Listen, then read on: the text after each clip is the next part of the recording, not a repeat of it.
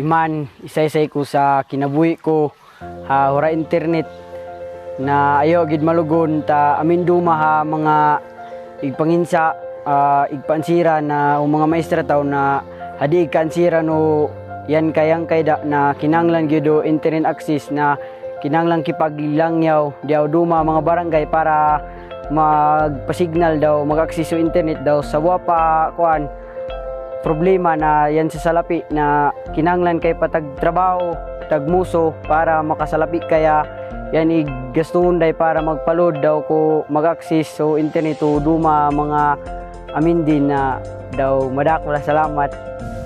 It's always the same story. The pandemic has pushed schools to adapt to online learning, and the most affected are the poorest of the poor. Miarayon, Bukidnon, where I am, has always been remote and isolated. No signal from the major telcos. The people, including the Jesuits assigned here, have adapted to a lifestyle without mobile phones. And of course, no data. If you need to text, you've got to go far from here where you get the faintest of signals. How do you get an internet connection without passing through major telcos such as Smart or Globe?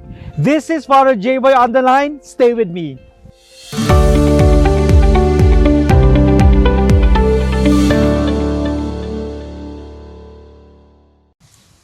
Students experiencing poor internet connectivity became the driving force behind Access Mindanao, or the Ateneo de Davao University's community connectivity empowered by satellite services for Mindanao.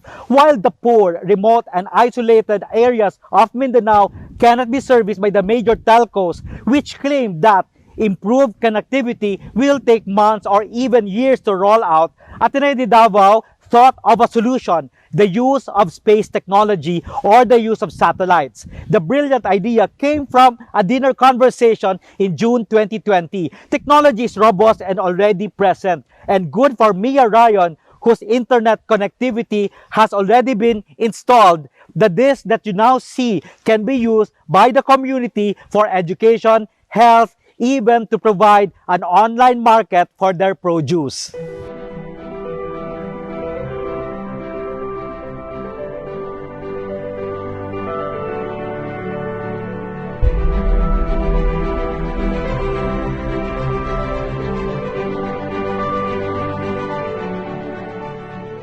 So before we do the installation, we conduct what we call social preparation on the site. So we visit the area and talk to the school, talk to the community and the elders on how this satellite technology can bring benefits to their community, what would be their responsibilities and what will be the responsibilities of Ateneo de Davao at the same time. So it's a partnership, it's not just a one-sided cooperation, but here this is a partnership wherein we want to bring in internet connectivity to different remote and isolated areas of Mindanao.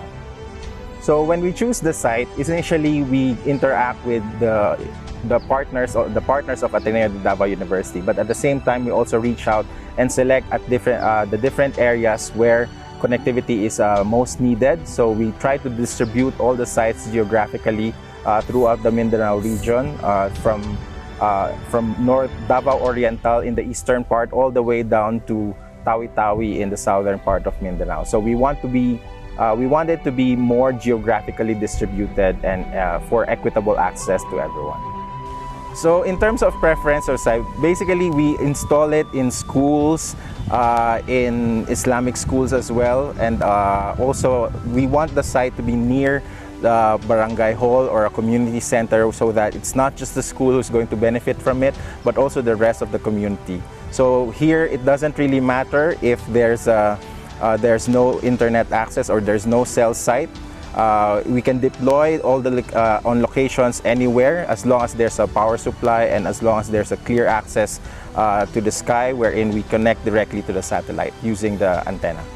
So under the Access Mindanao program, we have 12 sites. So of course, our reference site is based in Ateneo de Davao University, but we also have sites like here in Miarayon, Bukidnon, in Lake Cebu, Cotabato, in Maragusan, in Davao de Oro, and we'll be also installing in the Barm region in Cotabato City, Maguindanao, Tawi-Tawi, and Basilan as well. So when we talk about satellite internet, most people would think that it's very complicated and it's quite slow. But with the technology nowadays, we can do the installation in half a day, anywhere from half day to one whole day. And then we enjoy instantly a connectivity of 35 Mbps. So this is not independent of all the local telcos. So even if the local towers are down, we can still connect to the internet. So under the Access Mindanao program, we want to bridge to what we call the digital divide. So we want to bring in equitable internet access to everyone because we believe that internet access should be enjoyed by every Filipino. So it's not dependent on any economic status or social status, but everyone should be connected online so that they can enjoy the benefits and be part of the modern world nowadays.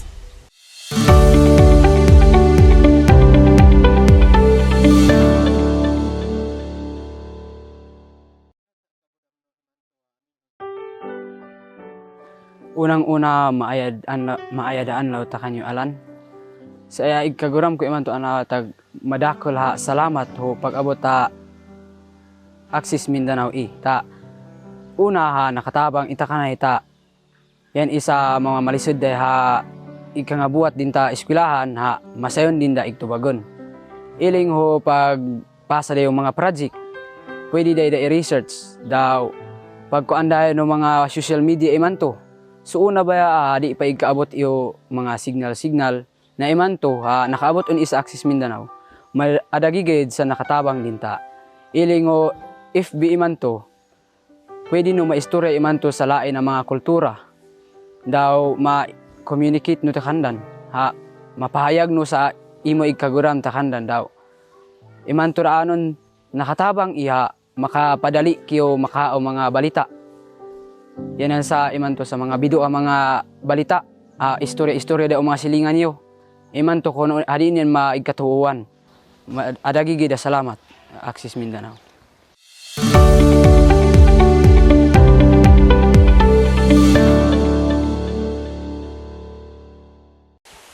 Thank you very much, Dr. Rohel Marie Sese, for sharing with us this project. Access Mindanao has partnered with Pacific Satellite, a Singapore-based company that provides for the internet needs in Southeast Asia and the Pacific. We do hope that more and more people will be able to use the internet freely.